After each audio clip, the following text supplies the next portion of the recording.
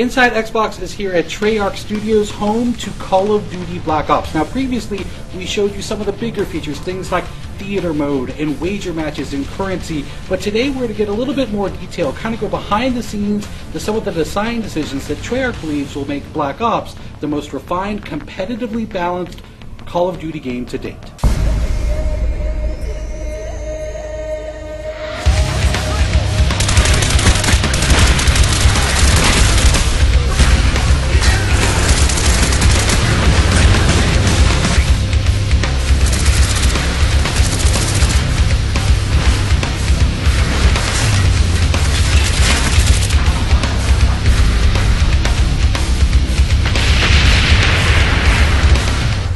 One of the great things about having such a large community of players playing our game is that it isn't very difficult for us to hear when fans do not like something about our game or they do like something about our game. All we have to do is listen, and we are listening.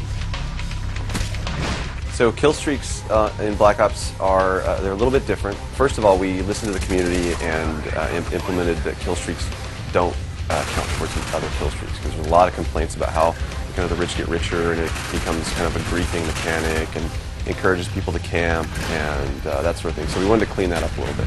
Secondary to that is that we wanted to make kill streaks feel more interactive. We didn't want to just do the fire and forget kind of thing where you just hit the button and go, because then there's no really risk reward there for the player. All of our kill streaks have some aspect of interactivity to them, whether it's the attack chopper picking a spot in the map where it goes and hovers rather than just letting it go and circle around the map. Or the mortar team, for example, you can pick 3 locations on the map and get a really fast targeted strike to those places.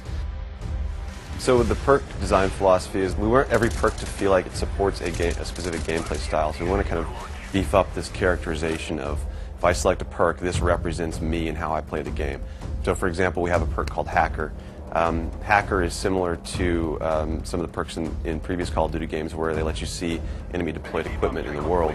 The difference with Hacker is that you actually can go up to enemy equipment now and hack it so that it turns to your team, and the guy who owns that piece of equipment won't know that you've done that. One of the big changes that we're making in Black Ops multiplayer is that your perk 1 slot is what determines what your character model is.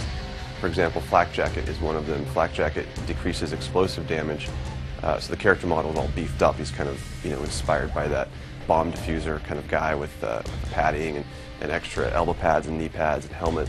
So you can tell from a distance at a glance that that guy has Flak Jacket as one of his perk 1 slot selections. And if you throw a grenade, he's probably not going to die from the grenade. A lot of suggestions made it in from the community, starting from those objective icons, the A and B icon. They'll fade away if the reticle over them, so no longer are they getting in your way when you're trying to shoot. Shotguns are primary weapons now again, so something like a shotgun is so lethal it should behave like a shotgun, so it needs to be in that primary weapon slot. We have the grid coordinates on the overhead map, so whether you pull up your pause menu or in the top left corner, so it's going to be very, very easy for you to call out exactly where action is happening. Instead of having to say, oh, he's over by Grandma's house, you can now say, oh yeah, he's in quadrant G3. We take suggestions from all sorts of our sub-communities. Another one is this whole new core movement mechanic called diving to prone. So it's something that we found was very interesting. It's used best for evasive and defensive maneuvers, but it really we needed to make sure we balanced that, because we understand that drop shotting is a frustrating thing to some people. So we wanted to make sure that this thing wasn't going to be used aggressively to grief or to frustrate players. So there is sort of a recovery time after you land, and you'll have to take a half second to pull your gun back up. So it's actually a penalty if you try to use it as an offensive maneuver. Little subtle things to the game that I think the fans are really going to like. We hope you've enjoyed our in-depth look at what it takes to put together the multiplayer for a game like Call of Duty Black Ops. Thanks everyone for watching Inside Xbox. It's too close. Fight harder.